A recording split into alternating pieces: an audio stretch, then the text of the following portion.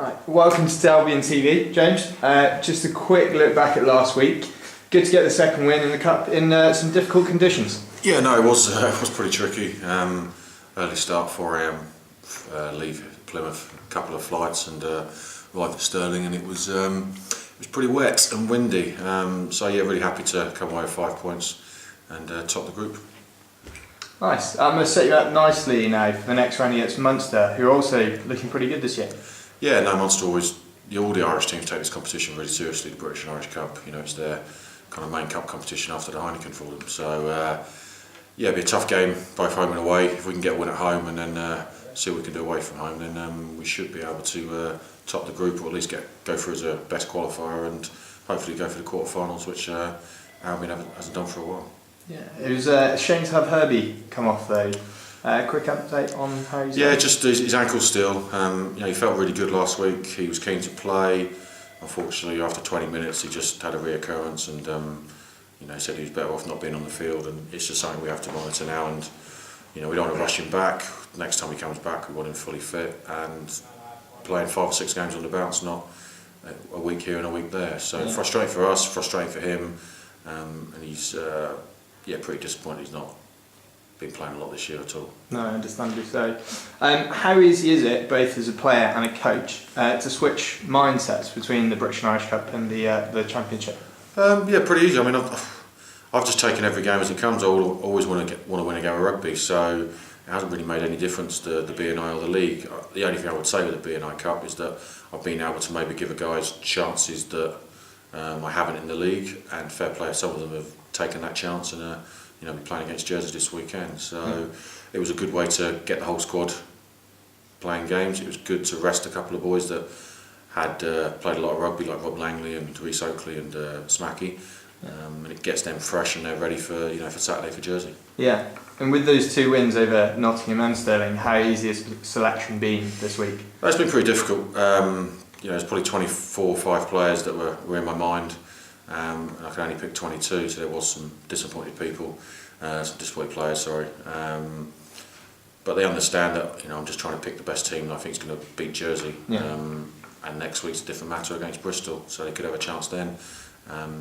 So it is hard, but I'd rather have tough selection issues than the team picks itself and it's kind of easy. So it shows the depth we have and the competition we have, and the boys have worked really hard at training this week, so I'm expecting a good performance on Saturday. Yeah. Moving on to Jersey, obviously great to get the win against them at Sandy Park in the big rugby weekend.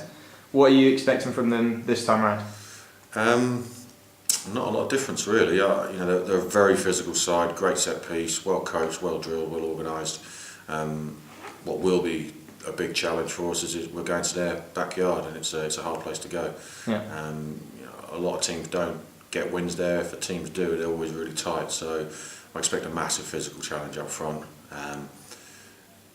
If we can match that and make right decisions with the ball in hand and play in the right areas of the field, I think we'll stress them and test them and have an opportunity to do what we've done at Sandy Park. But it will be a very tough game. But it's one we're looking forward to. It'll be a great challenge. Yeah. Well, you spoke about during the week building momentum into these games. And you've achieved that with 2 great wins. What's the feeling like amongst the boys? It's pretty positive. It's a good feel. I mean, the last 3-4 weeks of training has been really good. We maybe haven't taken everything into the games that we would have liked, I would have liked, but there's been a good buzz and a very positive feel and vibe around the squad. And something we talk about is energy. We want players to turn up at 7 AM in the morning for training and have a lot of energy and a lot of intensity about what they want to do. They're very privileged and very lucky that they do a job they should love. So that's kind of the feel we want, and the boys have been really upbeat the last month of training. It's been spot on, and we just need to start taking it onto the field. And we did a little bit against Nottingham, a little bit against Stirling. We just need to get that consistency and get it for longer periods in the game. And if we do that, we'll challenge anyone. Yeah, and touching on last week's debutant in Max Crumpton, you know him from your days at OA. Good to have him join the squad, and how do you think he went last week? Yeah, no, it's good. I mean, I've been looking for a third hooker because with one injury and we're under pressure, and it's well documented that we've struggled a bit at set piece, and a little part of that's been in the hooker position.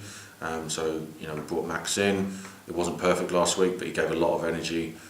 He's a good ball carrier. He's physical. He's strong. even though he's only 19, 20 tomorrow, his birthday. He's very aggressive, and he's come from a good environment, good culture at Saracen. So he brings a lot of energy and intensity to the team, which is what I want. Yeah. Now some of our younger fans might not know this, but you used to play a couple of years ago for Albion. And tell us a little bit about that year and how you came to join Albion. So that was more than a couple. That was 2002. So a long time ago. Mr. Graham Dorr just gave me a call on my mobile out of the blue. Asked if I was interested in talking to him about joining Albion. I said yes. So I came down with a meeting with him. He showed me around Plymouth, and we had a good conversation, and I liked what he said, and it was a fairly easy decision, to be honest. So I joined. I really enjoyed my time at Albion. I enjoyed the supporters, enjoyed the boys, enjoyed the city. Unfortunately, just the style of rugby didn't suit me, and it was better off that I moved on than kind of what I felt was a waste of money for me being paid to just not play how I could or how I wanted to. So there was no ill feelings or hard feelings. I enjoyed my time. I just moved on, and very surprised that I kind of ended up back here 11 years later. Yeah. So into the second spell. Good to be back then. Yeah, no, I'm loving it. Yeah, no, it's great. It's my first chance at the championship. I'm loving every minute of it. First time with a full-time squad. The boys have got a great work ethic. They're working really hard. A good support team, and it's a good club to be at. Good supporters, good sponsors, and we're playing a style of rugby that's a little bit different than what people are used to with Albion. And we're just trying to add layers every week we play, so we can kind of become a complete team. This year will be tough and it'll be hard. Next year's the year I really want us to kick on and hopefully keep most of the squad together. And push for those kind of top four places maybe this time next year. Yeah. This year is about building an environment, a culture, building a team that knows each other, enjoys each other's company, and is looking forward to next season and pushing on from that. But we're going to surprise people this year. We're going to put in some good performances. There's going to be times when we're going to be frustrated, and I'm sure supporters will be frustrated, i.e. the Moseley games, London Scottish games that for me the games we should have won, but we didn't, and we need to move on from that, and we'll be better each week. We rock out on the at Brickfields or at an away ground, but I'm really enjoying it, and it's a good environment to be in. Yeah. So obviously you settled in very well here at Plymouth Albion. What about living into Plymouth? Yeah, no, great. I mean, it was great in the summer. I like living by the sea. Not a very good swimmer, but I like being by the sea. Strange one. I enjoy it. I like the city. It's a good buzz.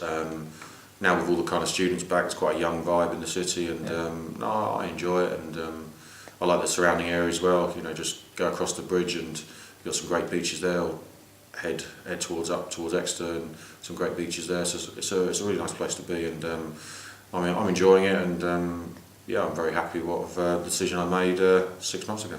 Yeah. And what's the biggest change you've seen since the last time back in 2002? Obviously a different stadium, but what's other surprises that have cropped up? I don't think there is any really. I think the stadium, there seems to be the same supporters, which is great. There's a lot of loyalty here at the club. Which I know the boys appreciate, and I appreciate that.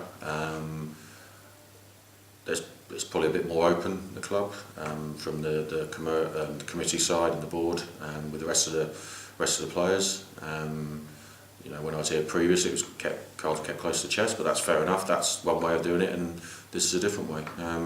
I'd say they're the main changes, but when I was first here, Plymouth were very successful, and I'm hoping I can come here and be very successful as well. So, you look around the clubhouse, and there's loads of photographs of your Dan Ward-Smiths and your Lee Robinsons and your Andy Perrys and Will James that were big players in those times. I want photographs here in 10 years' time of the Chris Elders of the world, Gracie's, Sam Matavezzi's, Reece Oakley's. That's what I want. So, it's our time, and it's our time to kind of shine and do our best for Albion. Yeah, brilliant. Right, thank you very much, James. Cool, no worries.